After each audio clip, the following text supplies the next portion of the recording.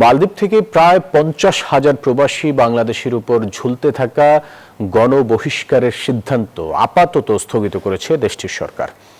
বাংলাদেশ সরকারের জোরালো কূটনৈতিক তৎপরতা ও শীর্ষ পর্যায়ের দ্বিপক্ষীয় বৈঠকের পর এই সিদ্ধান্ত এসেছে।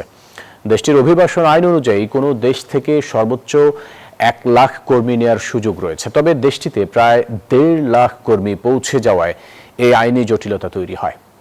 ইমরান হোসেন তালুকদারের তথ্য ছবিতে ডেস্ক রিপোর্ট। মালদ্বীপে বাংলাদেশ কর্মীদের ওয়ার্ক পারমিট নিয়ে তৈরি হয়েছে নতুন জটিলতা। দেশটির নিয়ম অনুযায়ী একটি দেশ থেকে সর্বোচ্চ 1 লাখ বিদেশি কর্মী নিয়োগের সুযোগ থাকলেও 2023 সালে বাংলাদেশিদের সক্রিয় ওয়ার্ক পারমিট ছাড়িয়ে যায় 1,39,000। এরপর নতুন ভিসা, পারমিট নবায়ন ও অনিবন্ধিত কর্মীদের বৈধতা নিয়ে সংকট বাড়ে। 2024 সালে বাংলাদেশিদের নতুন কর্মসংস্থান ভিসাও সাময়িক স্থগিত করে মালদ্বীপ।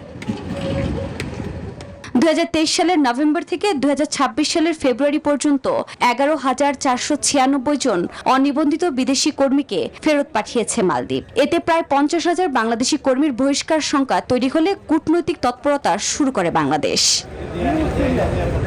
বসুন্ধরা টিস্যু, অশুদ্ধতার বিরুদ্ধে এক বিন্দুও ছাড় নয়।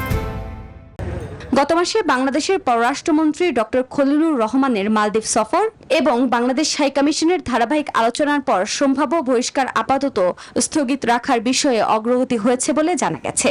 এতে স্বস্তিতে প্রবাসীরা।